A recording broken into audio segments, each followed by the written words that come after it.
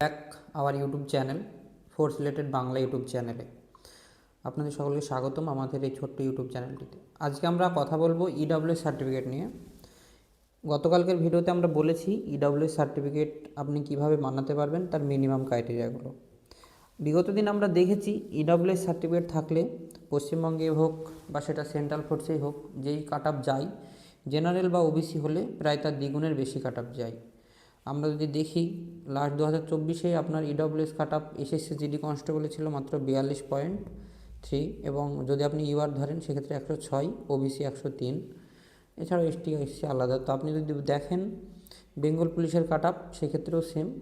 বেঙ্গল পুলিশে আপনার গত কয়েকদিন আগে যে রেজাল্ট বেরিয়েছে পিএমটি পিইটির জন্য, সেখানেও যারা আপনার জেনারেল ক্যাটাগরির আছে তাদের 48.50, এবং যারা ইডব্লিউএস ক্যাটাগরির আছে তাদের মাত্র 28 কাট আপ গেছে। তো চলুন আজকে আমরা জানবো ইডব্লিউএস করার জন্য কী কী প্রয়োজন। ফার্স্ট আপনাকে ইনকোয়ারি রিপোর্ট, সেকেন্ড ফরম্যাট, আমরা ভেঙে আস্তে আস্তে আলোচনা করব। ফার্স্ট আপনাকে ইনকোয়ারি রিপোর্ট অর্থাৎ গ্রাম ওয়ার্ড লেভেল করা তদন্ত রিপোর্ট সাধারণত আরও বা আরআই বা স্থানীয় অফিস থেকে হয়। এতে আপনার পরিবারের আয়, জমি ইত্যাদি যাচাই করা হয়ে থাকে। নাম্বার 2, সরকারি নির্ধারিত 3টি ফর্ম অর্থাৎ ফর্ম নাম্বার 1, ফর্ম নাম্বার 2 এবং ফর্ম নাম্বার 3। ইডব্লিউএস আবেদন সংক্রান্ত ঘোষণাপত্র অফিস থেকেই ফরম্যাট দেওয়া হয় বা অনলাইনে পাওয়া যায়। 3 নম্বরে আপনার রিপোর্ট অফ আরও বা আরআই। আরও অর্থাৎ রেভিনিউ অফিসার, আরআই অর্থাৎ রেভিনিউ ইন্সপেক্টর। তারা আপনার আয় সম্পত্তি যাচাই করবে এবং একটি রিপোর্ট দেবে, তার বেসিসে আপনার সেটা জমা করতে হবে। 4 নম্বরে অ্যাপ্লিকেশন উইথ অ্যাকনোলেজমেন্ট স্লিপ। ইডব্লিউএসের জন্য দেওয়া মূল আবেদনপত্র সাথে অ্যাকনোলেজমেন্ট যে স্লিপ, রসিদ, সেটা থাকতে হবে। 5 নম্বরে আপনার অ্যানেক্সার বি।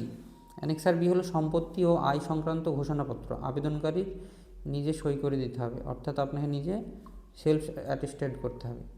6 নম্বরে আপনার প্রধান অর্থাৎ গ্রাম পঞ্চায়েত সার্টিফিকেট, সেলফ নিজের অথবা আপনার বাবার অথবা মায়ের যে গার্জেন হবে যে কোনো একজনের আপনি দিতে পারেন। গ্রাম পঞ্চায়েতের প্রধানের সার্টিফিকেট, নিজের ও বাবা মায়ের নামে আলাদা আলাদা সার্টিফিকেট। এতে লেখা থাকে পরিবারের আর্থিকতা, মানে আপনি আপনার মিনিমাম আয় কত সেটা লেখা থাকতে হবে। 7 নম্বরে ভিডিও ইনকাম। ভিডিও ইনকাম এখন অনলাইনে পাওয়া যায়। ভিডিও অফিস থেকে দেওয়া হয় আয় সার্টিফিকেট নিজের এবং মা বাবার ইনকাম আলাদা আলাদা, মানে আপনাকে নিজের নিতে হবে এবং মা বাবার নিতে হবে। ওটা অবশ্যই অনলাইনের মাধ্যমে আপনি আবেদন করবেন, পেয়ে যাবেন। 8 নম্বরে ডোমিসাইল বা রেসিডেন্সিয়াল বা স্থায়ী বাসিন্দা যেটা প্রমাণ, সেটা ডোমিসাইল সার্টিফিকেটের জন্য এটাও আপনাকে অনলাইনে আবেদন করতে হবে। 9 নম্বরে আবেদনকারীর নিজের ডকুমেন্টস, আপনার আধার কার্ড, ভোটার কার্ড, জন্ম প্রমাণ, মাধ্যমিক সার্টিফিকেট এবং পাসপোর্ট সাইজের ছবি আপনাকে দিতে হবে। 10 নম্বরে ফাদার ডকুমেন্টস, মানে আপনার বাবার ডকুমেন্টস, যদি না থাকে সেক্ষেত্রে আপনি মায়ের দিতে পারেন। এটা ভোটার কার্ড, আধার কার্ড এবং আপনার মায়ের যদি ইপিক, বাবার না থাকলে মায়ের ভোটার আইডি দিয়েও দেওয়া যাবে, কোনো সমস্যা নেই। আচ্ছা, 11 নম্বরে ল্যান্ড ডকুমেন্ট, মানে আপনার জমির যে সমস্ত কাগজপত্র আছে তার দাগ, খতিয়ান, সেই সমস্তগুলো আপনাকে অবশ্যই দিতে হবে।